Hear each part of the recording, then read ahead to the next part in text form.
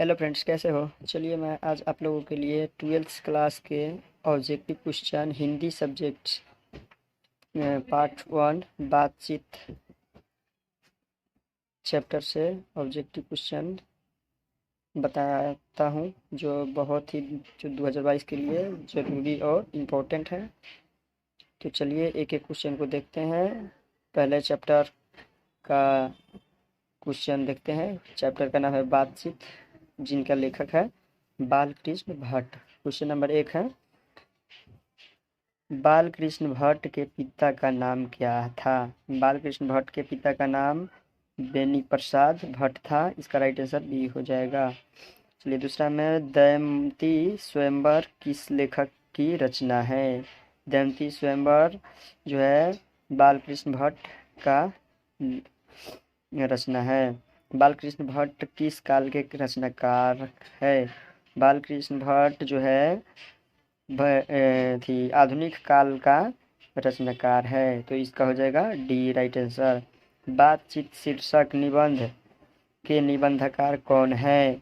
तो इसका right answer हो जाएगा बालकृष्ण भट्ट, यानी बी आंसर सही हो जाएगा।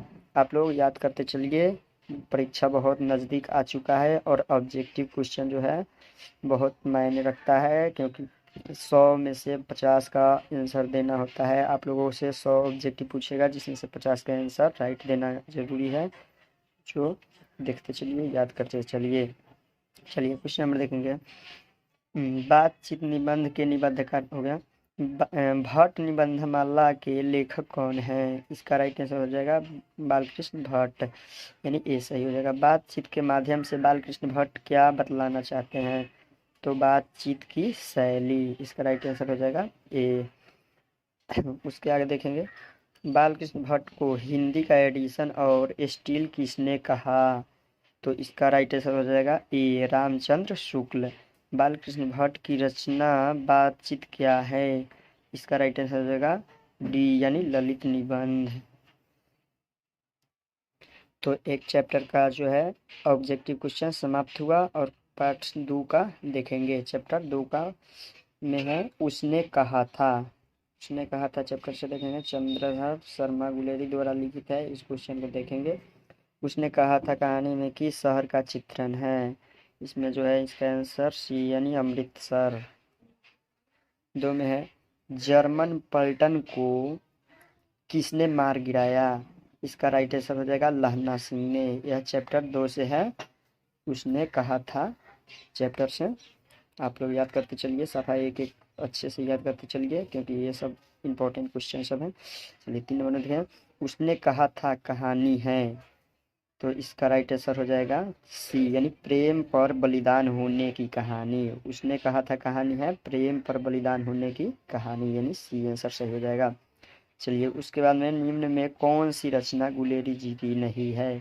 नहीं, इस पर ध्यान देना है। इसमें पूछ रहा है निम्न में कौन सी रचना गुलेरी जी की नहीं है, क्योंकि हम लोग हर बारी में देखते हुए सीधे चेक कर देते हैं कि कौन सी रचना गुलेरी जी की है, चेक कर देते हैं, लेकिन इसमें पूछ रहा है नहीं है। तो इसका राइट आंसर हो जाएगा डी, यानी हारे की हरिनामा। हारे की हरिनामा गुलेरी जी की नहीं है, इसलिए इसको चेक करेंगे डी को। उसके बाद में देखेंगे, उसने कहा था कहानी का नायक कौन है? उसने कहा था कहानी का नायक लहना सिंह है। उसके आगे क्वेश्चन है, तेरी कुरमुराई हो गई है, यह किस कहानी का वाक्य है? तो इसका राइट आंसर हो जाएगा बी, यानी उसने कहा था। चलिए उसके आगे देखेंगे, लहना सिंह किस कहानी का पात्र है? लहना सिंह जो है उसने कहा था कहानी का पात्र है, क्योंकि लहना सिंह ने ही जर्मन पलटन को मार गिराया था।